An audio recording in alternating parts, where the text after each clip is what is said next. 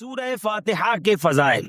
احادیث میں سورت کے بہت سے فضائل بیان کیے گئے، ان میں سے 4 فضائل درج ذیل ہیں۔ نمبر 1، بخاری شریف کی حدیث ہے، حضرت ابو سعید بن معلا رضی اللہ تعالی عنہ فرماتے ہیں، میں نماز پڑھ رہا تھا تو مجھے نبی کریم صلی اللہ تعالی علیہ وسلم نے بلایا، لیکن میں نے جواب نہ دیا۔ جب نماز سے فارغ ہو کر بارگاہ رسالت صلی اللہ تعالی علیہ وسلم میں حاضر ہوا، میں نے عرض کی، یا رسول اللہ صلی اللہ تعالی علیہ وسلم، میں نماز پڑھ رہا تھا۔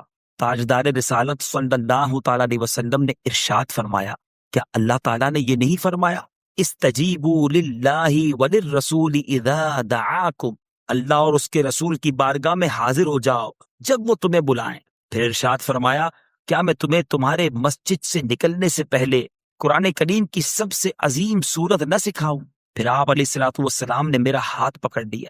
جب ہم نے نکلنے کا ارادہ کیا تو میں نے عرض کی، یا رسول اللہ صلی اللہ تعالی علیہ وسلم، آپ نے فرمایا تھا کہ میں ضرور تمہیں قرآن مجید کی سب سے عظمت والی سورت سکھاؤں گا۔ ارشاد فرمایا، وہ سورت الحمدللہ رب العالمین ہے، یہی 7 مثانی اور قرآن عظیم ہے جو مجھے عطا فرمائی گئی۔ نمبر 2، مسلم شریف کی حدیث ہے، حضرت عبداللہ ابن عباس رضی اللہ تعالی عنہما فرماتے ہیں، ایک فرشتہ آسمان سے نازل ہوا اور اس نے سید المرسلین صلی اللہ تعالی علیہ وسلم کی بارگاہ میں سلام پیش کر کے عرض کی، یا رسول اللہ صلی اللہ تعالی علیہ وسلم، آپ کو ان 2 نوروں کی بشارت ہو جو آپ کے علاوہ اور کسی نبی کو عطا نہیں کیے گئے، اور وہ 2 نور یہ ہیں، نمبر 1 سورہ فاتحہ، نمبر 2 سورہ بقرہ کی آخری آیتیں۔ نمبر 3، حضرت ابی بن کعب رضی اللہ تعالی عنہ سے روایت ہے، حضور پر نور صلی اللہ تعالی علیہ وسلم نے ارشاد فرمایا، اللہ تعالیٰ نے تورات اور انجیل میں ام القرآن کی مثل کوئی صورت نازل نہیں فرمائی۔ نمبر 4، حضرت عبد الملک بن عمیر رضی اللہ تعالیٰ عنہ سے روایت ہے، نبی کریم صلی اللہ تعالیٰ علیہ وسلم نے ارشاد فرمایا، سورہ فاتحہ ہر مرض کے لیے شفا ہے۔ درود پاک کی فضیلت ہم سنیں گے۔ سرکار دو عالم صلی اللہ تعالیٰ علیہ وسلم نے فرمایا، تم جہاں بھی ہو مجھ پر درود پڑھو کہ تمہارا درود مجھ تک پہنچتا ہے۔ صلو علی الحبیب صلی اللہ تعالی علی محمد صلی اللہ علیہ وسلم۔ آج قرآن پاک کی کون سی آیت ہم نے سننی ہے؟ آج آیت نمبر ہے 108، پارہ نمبر 1 اور سورہ بقرہ۔ بسم اللہ الرحمن الرحیم۔ ام تريدون ان تسألوا رسولكم كما سئل موسى من قبل ومن يتبدل الكفر بالإيمان فقد ضل سواء السبيل۔ آسان ترجمہ قرآن کنز العرفان۔ کیا تم یہ چاہتے ہو کہ تم اپنے رسول سے ویسے ہی سوال کرو جیسے اس سے پہلے موسیٰ سے کیے گئے، اور جو ایمان کے بدلے کفر اختیار کرے تو وہ سیدھے راستے سے بھٹک گیا۔ اب یہ آیت کے جو پچھلا بیک گراؤنڈ ہے ذرا وہ سمجھیے گا کہ ایک روایت یہ ہے کہ بعض غیر مسلموں نے نبی پاک علیہ السلام سے کہا کہ اے محمد صلی اللہ علیہ وسلم، ایسی کتاب لائیے جو آسمان سے ہم پر اترے، ہم اسے پڑھا کریں، پھر ہمارے لیے نہریں جاری کر دیجئے، ہم آپ پر ایمان لے آئیں گے۔ یعنی کنڈیشنز ہیں، ایمان لائیں گے لیکن آپ ہم پر جو ہے ایسی کتاب لائیں جو آسمان سے ہم پر اترے، اور پھر ہم اسے پڑھیں، ہمارے لیے نہریں جاری کریں۔ علامہ ابن ابی حاتم رحمۃ اللہ تعالیٰ نے روایت ذکر کی کہ کچھ غیر مسلموں نے کہا کہ اگر اللہ پاک خود تشریف لے آئے ہم اسے آنکھوں سے دیکھ لیں پھر کلمہ پڑھیں گے۔ تیسری کنڈیشن کچھ لوگوں نے لگائی کہ اے محمد علیہ الصلوۃ والسلام، ہمارے لیے صفا پہاڑ کو سونے کا بنا دیں۔ یعنی ایمان لانے کی بھی ان کی کنڈیشنز تھی اور اپنی مرضی کی کنڈیشنز تھی، اور بڑا عجیب سٹائل تھا۔ قرآن آ گیا ہے، نبی پاک معجزات دکھا رہے ہیں، اللہ کا پیغام دے رہے ہیں، مگر ان کی اپنا انداز ہے کنڈیشنز کا۔ تو اب سورہ بنی اسرائیل پارہ نمبر 15 میں اللہ نے کیا ارشاد فرمایا؟ وَقَالُوا لَن نُؤْمِنَ لَكَ حَتَّى تَفْجُرَ لَنَا مِنَ الْأَرْضِ يَنبُوعًا، اور انہوں نے کہا ہم تم پر ہرگز ایمان نہ لائیں گے یہاں تک کہ تم ہمارے لیے زمین سے کوئی چشمہ بہا دو۔ او تکون لک جنۃ من نخیل وعنب فتفجر الانہار خلالها تفجیرا، یہ تمہارے لیے کھجوروں اور انگوروں کا کوئی باغ ہو، پھر تم ان کے درمیان خوب نہریں جاری کر دو۔ یعنی الگ الگ کنڈیشنز تھی۔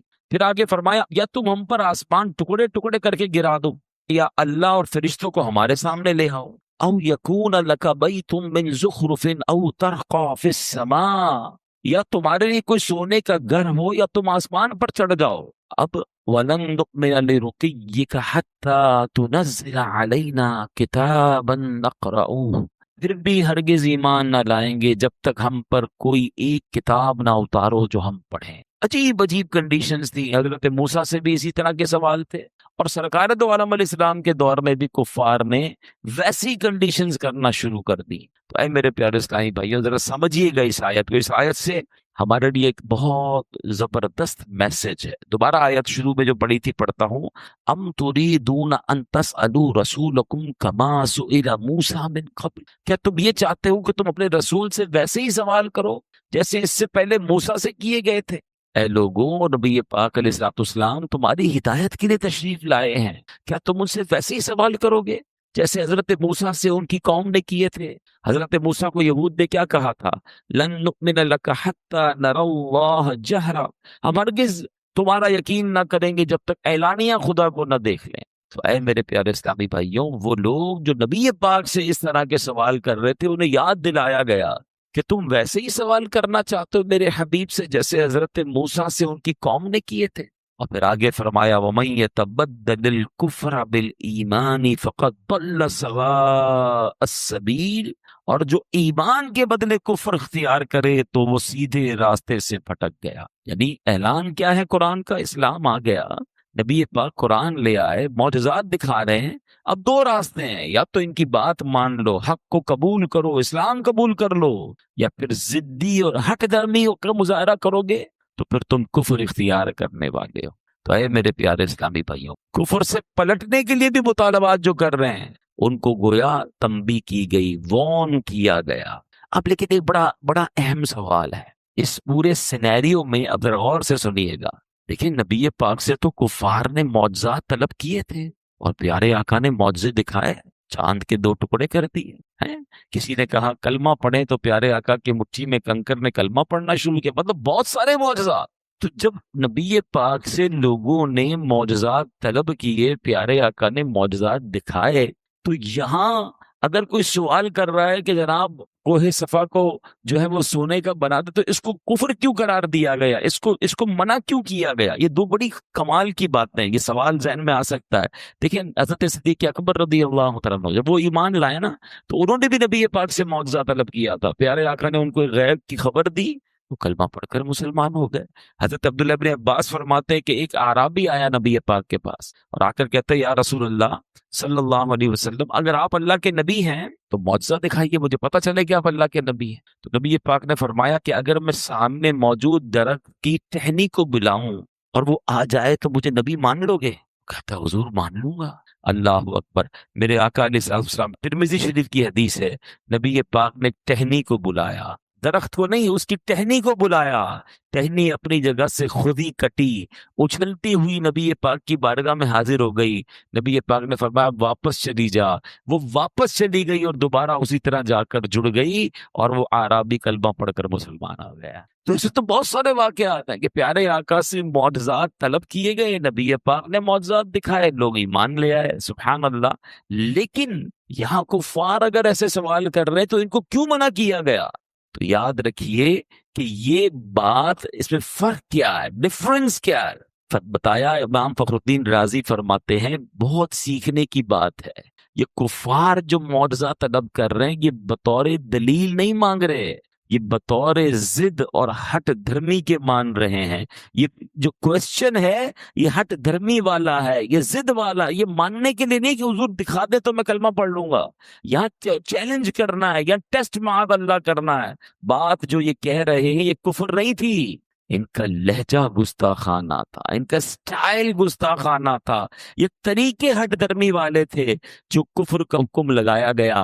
تو پتہ چلا ان کی ڈیمانڈ پر کفر کا حکم نہیں ہے، ان کے سٹائل پر، ان کے لہجے پر، ان کا گستاخانہ جو رویہ ہے اس پر کفر کا حکم لگایا گیا. قرآن کیا کہتا ہے؟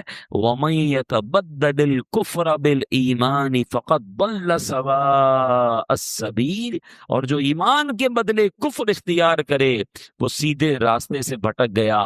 گویا فرمایا کیا جا رہا ہے جو تو ماننے کی نیت سے آئے گا تو میرے آقا چاند کو دو ٹکڑے کر کے بھی دکھا دیں گے. اگر گستاخانہ لہجے اپناؤ گے تو رسول ذیشان علیہ الصلوۃ والسلام کے حضور ضد و ہٹ دھرمی کرو گے تو یہ لہجے قبول نہیں ہوں گے. یہ کفریہ انداز ہے، یہ کفر کا طریقہ ہے. سیدھی راہ سے بھٹکے ہوئے لوگ ایسا کرتے ہیں تو پتہ چلا کہ بعض اوقات لفظ ٹھیک ہو، سچے ہو، مگر لہجہ گستاخانہ ہو جائے اس سے بھی گستاخی ہو جایا کرتی ہے. قرآن ہمیں گویا ادب سکھا رہا ہے کہ میرے محبوب سے ایسے سوال نہ کرو. ایسے سوال کرنے والے، یہ انداز اختیار کرنے والے تو کفری انداز ہے. قرآن گویا سبحان اللہ ہمیں کیا خوبصورت ادب کی تعلیم دے رہا ہے. اب ذرا اس کو سمجھیے گا. اللہ کے بہت بڑے عظیم نبی ہیں حضرت موسیٰ علیہ السلام. حضرت موسیٰ کی بڑی شان. قرآن میں سب سے زیادہ ذکر اگر کسی نبی کا ہے نا تو وہ حضرت موسیٰ علیہ السلام اولو العزم رسولوں میں سے آتے ہیں. آپ نے اللہ سے ایک بار بڑی پیارے انداز میں ریکویسٹ کی، اے رب مجھے اپنا جلوہ دکھا دے تاکہ تیرا دیدار کر لو. تمنا کیا ہے؟ اللہ کو دیکھنا ہے. ارشاد کیا ہوا؟ لن ترانی، تو مجھے ہرگز نہ دیکھ سکے گا. مگر پھر بھی اپنی ایک تجلی دکھائی رب نے، کوہ طور پر اپنی تجلی نازل کی. ٹھیک ہے، ریکویسٹ ہوئی، کچھ نہ کچھ عطا کیا گیا. ایسا ہی ایک مطالبہ کیا تھا حضرت موسیٰ کی قوم نے. قرآن اس کا بھی ذکر کرتا ہے، یا موسیٰ لن نؤمن لک حتی نری اللہ جہرا. اے موسیٰ ہرگز ہمارا یقین نہ کریں گے جب تک اعلانیہ خدا کو نہ دیکھ لیں. مطالبہ تو یہ بھی یہی تھا، اللہ کو ہی دیکھنا تھا نا، حضرت موسیٰ نے بھی دیکھنا تھا. ادھر تجلی دکھائی جا رہی ہے. یہاں کیا ہوا؟ قرآن جواب دیتا ہے. انداز یہاں ڈیمانڈ کیا تھی؟ اے اللہ تیرا دیدار کر رہے ہیں، نہیں ہم دیکھیں گے تو ایمان لائیں گے ورنہ ایمان ہی نہیں لائیں گے. اسٹائل چینج ہے نا، انداز چینج ہے، چیلنجنگ ہے، گستاخانہ ہے. کیا ان کو بھی جلوہ دکھایا گیا کہ انہیں بھی تجلی دکھائی گئی؟ قرآن کہتا ہے ان کا کیا حال ہوا؟ فَأَخَذَتْكُمُ الصَّاعِقَةُ وَأَنْتُمْ تَنظُرُونَ، تو تمہارے دیکھتے ہی دیکھتے تمہیں کڑک نے پکڑ لیا، یعنی ان پر عذاب نازل کیا، ان پر ایسا عذاب نازل کیا کہ ان کو تباہ کر دیا. مطالبہ دیدار کا تھا مگر عذاب آیا. بات سمجھ آ رہی ہے؟ انداز گستاخانہ تھا، انداز چیلنجنگ تھا، انداز کچھ اور تھا. بات بعض اوقات ٹھیک کرتے کرتے لوگ انداز گستاخانہ اختیار کر لیتے ہیں. یہ تبدیلی لانی ہے ہمیں.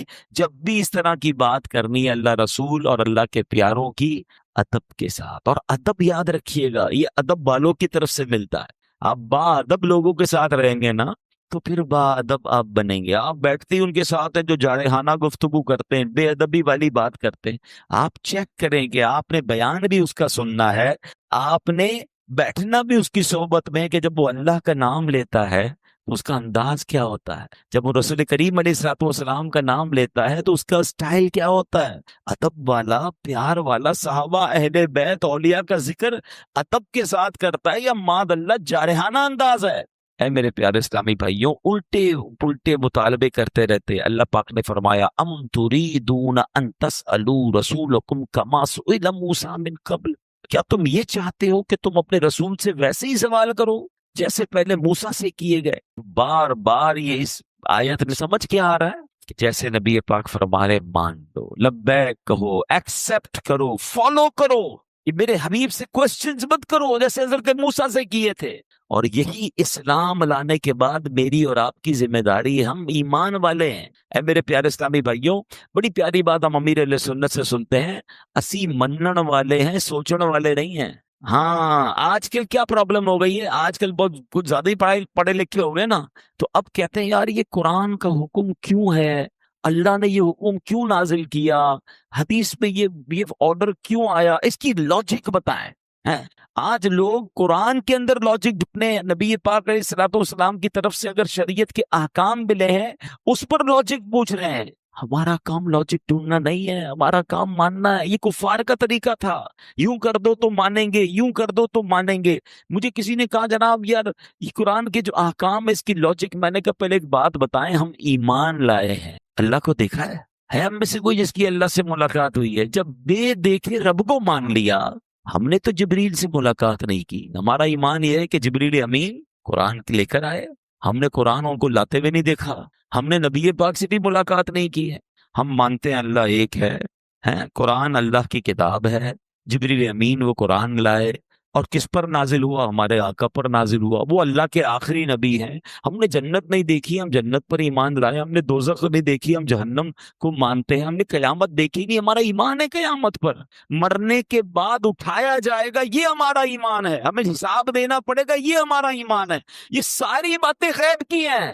جب اتنی بڑی بڑی غیب کی باتیں مان لی تو اب چند احکام پر لاجک کیوں ڈھونڈنے نکلے ہو؟ یہ شیطان کا وار ہے، انسان کو اس بحث میں الجھاتا ہے کہ وہ پریشان ہو جائے کہ یار اللہ نے یہ کیوں فرمایا تھا، کیونکہ جب کسی کا آرڈر نہیں مانے گا تو پھر آگے جا کے اس پرسنالٹی کو بھی نہیں مانے گا۔ یہ ابتدا ہوتی ہے کہ آپ کو پہلے شریعت کے کچھ احکام میں کنفیوز کرتا ہے شیطان کہ یار یہ عورت کو ایک حصہ کیوں ہے ورثے میں، مرد کو دو کیوں ملتے ہیں، یہ طلاق کا حق مرد کے پاس کیوں ہے؟ اب یہ وہ سوالات کریٹ کیے جا رہے ہیں کہ اس کی لاجک کیا ہے؟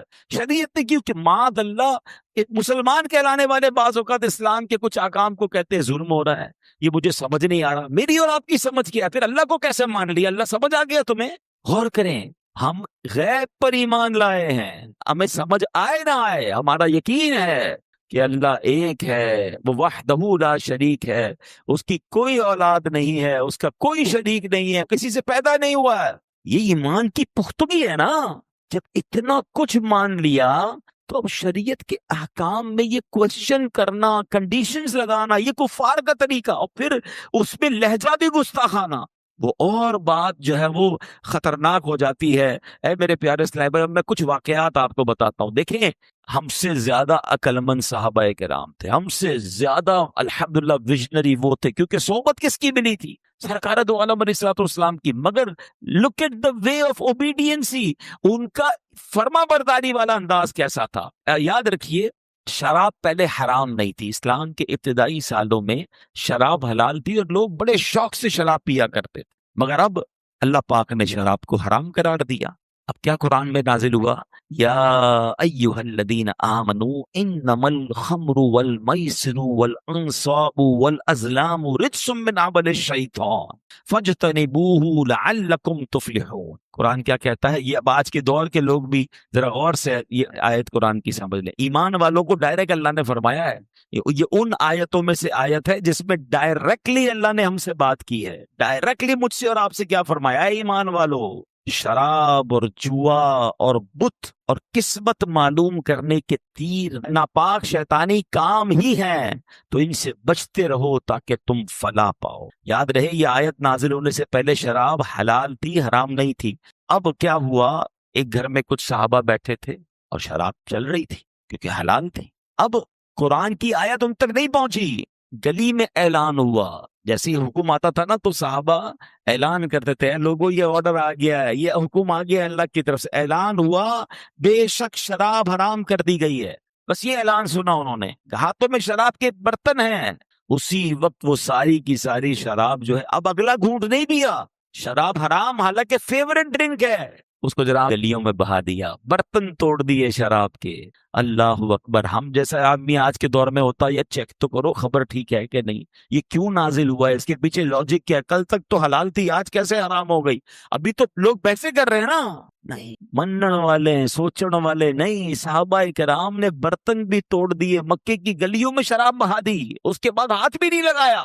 یہ وہ فرما برداری تھی کہ نبی پاک کے پاس جائیں گے، اس کی لاجک پوچھیں گے، اس کا سوال پوچھیں گے، اللہ نے کیوں حرام قرار دیا؟ نہیں، جب پتہ چل گیا رب نے منع فرما دیا ہے، رائٹ اوے ڈیسیشن لیا۔ اچھا مجھے بتاؤ، یہ منع تو ہمارے لیے بھی ہے نا، مگر آج حالانکہ ان کے لیے پہلے حلال تھا پھر حرام ہوا، ان کے لیے مشکل تھا یہ کام کرنا۔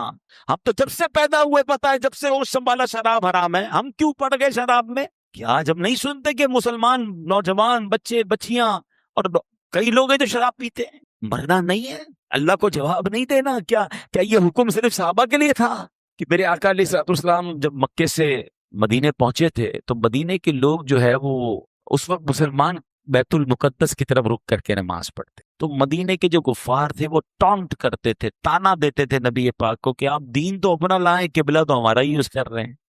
تو اب نبی پاک کا دل چاہتا تھا کہ مسلمانوں کا قبلہ جو ہے وہ کعبہ ہو جائے۔ اب پیارے آقا بار بار آسمان کی طرف نظر اٹھا رہے ہیں کہ کاش اچھا اللہ کا حکم آ جائے. نبی پاک اللہ کے حکم کے کیسی فرما برداری کر رہے ہیں. دل چاہ رہا ہے کہ کعبے کی طرف سجدہ کریں مگر رب کا حکم آئے گا پھر. یہ بھی تربیت ہے میری اور آپ کی کہ امت کے رہنما ہیں. دل چاہ رہا ہے اس پر عمل نہیں ہو رہا, رب فرمائے گا تو عمل کرنا ہے. آج ہمارا دو دل چاہتا ہم کر ڈالتے ہیں, چلو یار کر لو کوئی بات نہیں. اللہ کے حبیب کا یہ عمل بھی بتا رہا ہے کہ جی چاہ رہا ہے, لوگ ستا رہے ہیں مگر جب تک رب کا حکم ہے تو بیت المقدس کی طرف نماز پڑھنی ہے. مگر اللہ کی شان دیکھو, اللہ کا اپنے حبیب سے پیار دیکھو کہ پیارے حبیب کی جو رضا ہے وہ اللہ کو کتنی محبوب ہے. 4 رکعت والی نماز ہے, 2 رکعت مسلمانوں نے بیت المقدس کی طرف پڑھ لی ہے. پیارے آقا امامت کر رہے ہیں, صحابہ صفے بنائے کھڑے ہیں اور سبحان اللہ دوران نماز وہی نازل ہوتی ہے. اور ذرا اس قرآن کی آیت کا لطف تو لیجئے, اس آیت کا مطلب تو سمجھیے. اللہ فرما رہا ہے قد نرا تقلب وجہک فی السماء, ہم تمہارے چہرے کا آسمان کی طرف بار بار اٹھنا دیکھ رہے ہیں. اے محبوب تمہاری اس ادا کو دیکھ رہے ہیں جو تم بار بار آسمان کی طرف نظر اٹھا رہے ہو کہ ابھی حکم آ جائے, ابھی حکم آ جائے. آپ انداز دیکھیں, ارے اگر یہ نعت نہیں ہے تو نعت کیا ہے کہ قرآن میں رب اپنے حبیب کی شان کیسے بیان فرما رہا ہے. قد نرا تقلب وجہک فی السماء, ہم تمہارے چہرے کا آسمان کی طرف بار بار اٹھنا دیکھ رہے ہیں. فلنولینک قبلۃ ترضاها, تو ہم ضرور تمہیں اس قبلے کی طرف پھیر دیں گے جس میں تمہاری خوشی ہے. یہاں علماء نے ایک اور بحث کی ہے, فلنولینک قبلۃ ترضاها, اللہ نے یہ نہیں فرمایا کہ اے محبوب پھیر دو قبلے کی طرف جہاں میری رضا ہے, اے محبوب ہم ادھر پھیریں گے جس میں تمہاری رضا ہے. جبھی تو اعلیٰ حضرت لکھتے ہیں کہ خدا کی رضا چاہتے ہیں دو عالم, خدا چاہتا ہے رضائے محمد صلی اللہ علیہ وسلم. آج ساری دنیا جو قبلے کی طرف رخ کر کے نماز پڑھتی ہے نا, منہ میرا کعبے کی طرف, یاد کرنا یہ منہ کعبے کی طرف ہوا اس لیے ہے کہ اس میں نبی پاک کی رضا تھی. آپ چاہتے تھے یہ کعبہ بن جائے, اللہ نے حبیب پاک کی رضا کے لیے مسلمانوں کا قبلہ جو ہے وہ کعبہ بنا دی. مگر ایک بڑا کمال کا سوال ہے, یہ کب ہوا تھا؟ 2 رکعت کے بعد, بٹوین دا نماز, ڈیورنگ دا نماز. اور نبی پاک, اچھا یہ چینج کتنا بڑا تھا اب اس کو میں سمجھاتا ہوں آپ کو. اگر مثال کے طور پہ میں قبلہ رخ بیٹھا ہوا ہوں اور میں نماز کے دوران 5-10 ڈگری چینج ہو جاؤں, اٹس ناٹ بگ ڈیل, پیچھے والوں کو بھی تھوڑا بہت ایڈجسٹمنٹ کرنا ہوگا. ایسا نہیں تھا, یہ 180 ڈگری کا ٹرن اباؤٹ تھا. یعنی اگر کعبہ ادھر تھا تو بیت المقدس ادھر تھا. یعنی نبی پاک نماز کے دوران اباؤٹ ٹرن ہوئے ہیں. اللہ اکبر. صحابہ کرام نے پوچھا نہیں کہ حضور یہ کیا ہو رہا ہے. نماز میں تو بات بھی نہیں ہو سکتی نا, اناؤنس بھی نہیں ہو سکتا. سب کو پتا تھا محبوب نے رخ بدلا ہے تو ہم نے بھی رخ بدلنا ہے, ہم نے اطاعت کرنی ہے, ہم نے سوال نہیں کرنا, ہم نے کوشچن نہیں کرنا. سبحان اللہ, سارے صحابہ نے رخ بدل لیا. نبی پاک نے آگے آ کر پھر 2 رکعت امامت جو ہے وہ کعبے کی طرف کی. مسجد قبلتین آج بھی وہ کہانی سنا رہی ہے. جائیے مدینہ منورہ میں, ایک محراب ادھر ہے, دوسری محراب اس کے بالکل اپوزٹ ہے, اور بتایا جاتا ہے کہ ادھر نماز ہو رہی تھی اور دوران نماز یہ اباؤٹ ٹرن ہوا. اب بڑا لاجیکلی کوشچن ہے, مجھے آج مسجد میں عصر کی نماز کا وقت بدلنا ہو, اعلان کرنا پڑتا ہے کہ جناب اب عصر کی نماز 15 منٹ کے بعد ہوگی, بغیر اناؤنسمنٹ کیے کوئی جماعت کا وقت بدل دے, نمازی ناراض ہو جاتے ہیں کہ جناب یہ کیا بات ہوئی, آپ کو پہلے بتانا چاہیے تھا. ہماری جماعت چلی گئی ہے, ایک جماعت کا وقت بدلنے کے لیے آپ کو اعلان کرنا پڑتا ہے. سوال لاجیکلی یہ ہے قبلے کا رخ بدلنا تھا. ارے بھائی ظہر سے پہلے اعلان ہو جاتا, ظہر کے بعد اعلان ہو جاتا, عصر کی نماز میں قبلہ چینج ہوتا. یہ دوران نماز قبلہ کیوں چینج ہوا؟ کوئی اعلان نہیں, کوئی اناؤنسمنٹ نہیں, صرف نبی پاک کو معلوم ہے کہ قبلہ بدلا ہے. صحابہ پر تو وہی نہیں آئی تھی, اللہ کے حبیب نے رخ بدلا ہے. یہ رہتی دنیا کو میسج دینا تھا کہ میرے نبی کے صحابہ فرما برداری کیسے کرتے ہیں, فالو کیسے کرتے ہیں, سرکار کی بات بات کو کیسے مانتے ہیں، اسلام کے حکم پر چوں چڑا نہیں، لاجک تلاش نہیں کرتے، وہ لبیک کہہ کر اس پر عمل کرتے ہیں، وہ ایکسپٹ کرتے ہیں۔ اب سوال ہم سب سے ہے، وہی قرآن کی بات جو ہم نے شروع میں سیکھی تھی کہ جب شریعت کا حکم آ جائے، اللہ رسول کی بات آ جائے، تو وہاں لاجکس، وہاں کوشچن، وہاں آرگیومنٹ نہیں ہوتے، وہاں بات کو ماننا ہوتا ہے، ایکسپٹ کرنا ہوتا ہے۔ سبحان اللہ، صحابہ کی وہ فرما برداری ہمیں بتا رہی ہے۔ ارے وہ قبلہ چینج ہونے پر سوال نہیں کر رہے، اور آج کا مسلمان اسلامی احکام پر کوشچن اور آرگیومنٹ کر رہا ہے۔ یہ سیکھیے صحابہ کرام سے۔ صلح حدیبیہ 6 ہجری میں صلح حدیبیہ ہوتا ہے۔ اب یہ صلح حدیبیہ بھی بڑا یونیک معاملہ تھا۔ یہ تو صحابہ کرام کا کیسا امتحان تھا، یہ 6 ہجری میں ہوا تھا۔ مکے سے مدینے صحابہ جا چکے تھے، اور ان میں اکثر وہ تھے جو مکے میں رہنے والے تھے۔ خود نبی پاک کی 53 ایئرز کی لائف جو ہے وہ مکے میں گزری ہے۔ آپ سوچو، ہم ایک بار کعبہ دیکھ لیں، ہر سال جانے کو جی چاہتا ہے، سال میں کئی بار جانے کو جی چاہتا ہے، ایسا لگتا ہے مکے مدینے میں دل وہیں چھوڑ آئے ہیں۔ وہ شاعر لکھتے ہیں نا، ہم مدینے سے اللہ کیوں آ گئے، قلب حیران کی تسکین وہیں رہ گئی، دل وہیں رہ گیا، جان وہیں رہ گئی، خم اسی در پہ اپنی جبیں رہ گئی۔ وہ خود آ جاتا ہے مگر دل مکے مدینے میں چھوڑ آتا ہے، جس کا دل زندہ ہوتا ہے۔ کچھ لوگ بدقسمتی سے ایسے ہوتے ہیں کہ مکے مدینے جا کر وہاں سے بھاگنے کی باتیں کر رہے ہوتے ہیں، آ کر کہتے ہیں اب نہیں جاؤں گا بھائی، بہت رش ہوتا ہے۔ معاذ اللہ، ان کو وہاں جانے میں تکلیف محسوس ہو رہی ہوتی ہے۔ ان بد نصیبوں کو اپنے دل کا علاج کروانا چاہیے، ورنہ خدا کی قسم مکہ مدینہ تو وہ جگہ ہے کہ بندہ جتنی بار جائے جی بھرتا نہیں، بلکہ وہیں رہنے کو، وہیں مرنے کو جی چاہتا ہے۔ اس سے اچھی جگہ کون سی ہے؟ لیکن اب جنہوں نے زندگی مکے میں گزاری، ان کو مکے سے نکال دیا گیا، بڑی تکلیف کے ساتھ مدینے گئے تھے۔ 1400 صحابہ عمرہ کرنے آئے، مگر عمرہ نہیں کرنے دیا گیا۔ حدیبیہ مکے کے قریب ہے، ان کو انٹرسیپٹ کیا گیا، بڑی شرائط طے ہوئی، بڑی کوشش ہوئی کہ بھئی احرام بھی پہن لیا ہے، اب تو مکے جانے دیا جائے، مگر نہیں جانے دیا گیا۔ نبی پاک نے بھی احرام اتارا، صحابہ نے بھی احرام اتارا، جو بھی قربانی وغیرہ کرنی تھی، یہ واپس گئے۔ بڑا عجیب واقعہ ہے، مگر یہ اللہ کی شان ہے کہ اس کے بعد مسلمانوں کو کیسے فتح نصیب ہوئی۔ مگر اس میں ایک اور واقعہ بھی ہوا تھا جو شاید بہت سارے لوگوں کو نہیں پتا۔ صحابہ میں سے بہت بڑی تعداد صحابہ کی وہ تھی جن کو شکار کی عادت تھی، وہ روز شکار کرتے تھے، ظاہر شکار کر کے کھانا کھاتے تھے، اپنے روز برہ کے معاملات دیکھتے تھے۔ احرام کی حالت میں شکار منع ہے، آپ شکار نہیں کر سکتے۔ اچھا احرام پہنا ہے، وہ عمرہ بھی نہیں کرنے دے رہے کہ عمرہ ہو جائے تو احرام اتر جائے۔ اب نیگوشیشن چل رہی ہیں، مذاکرات چل رہے ہیں، کئی دن گزر رہے ہیں، صحابہ حدیبیہ میں احرام کی حالت میں ہیں، اور اللہ کی شان دیکھیں کہ جانور جو ہے وہ ان کے قریب کر دیے گئے۔ ٹیسٹ کیسے لیا گیا؟ پرندے سر پر منڈلا رہے ہیں، جو بھی شکار کے جانور وہ خیموں کے قریب آ کے کھڑے ہو گئے، بلکہ یہاں تک کتابوں میں کہ خیموں میں بھی داخل ہو گئے۔ صحابہ کہتے ہیں اس دن بغیر ہتھیار کے شکار کرنا پاسبل تھا، ہاتھ سے پکڑ سکتے تھے، یوں جانور ہمارے پاس گھوم رہے ہیں، یوں پرندے قریب آ رہے ہیں۔ یہ کیا تھا؟ یہ امتحان تھا، یہ ٹیسٹ تھا۔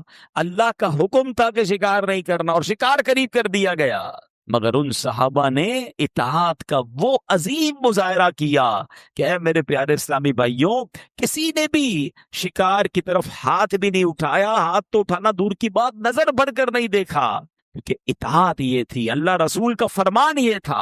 اچھا، یہ میں بڑی گہری بات کرنے جا رہا ہوں، اور کچھ لوگ اس کو ایکسپٹ کریں گے کہ جب آپ شریعت پر عمل کرتے ہیں نا تو حرام قریب آتا ہے، آپ کا ٹیسٹ لیا جاتا ہے۔ ہاں، کوئی بندہ کہے میں نے بدکاری نہیں کرنی ہے تو اسے معاذ اللہ بعض اوقات بے حیا عورتیں اپروچ کرتی ہیں، اس کو موقع مل رہا ہوتا ہے حرام کام کرنے کا۔ اب اس کا یہ ٹیسٹ ہے کہ تمہیں حرام سے بچنا ہے، اور حرام تمہارے سامنے کوئی نیت کر لے نا، یہ سرکاری افسر بیٹھے ہوں گے یا کوئی ادارے کے لوگ بیٹھے ہوں گے کہ بھائی میں نے آج سے رشوت کا کام نہیں کرنا، میں نے آج سے حرام نہیں کرنا، اب حرام بڑھ بڑھ کر اس کے سامنے آئے گا، آفرز آئیں گی اس کو، یہ ٹیسٹ ہے آپ کا۔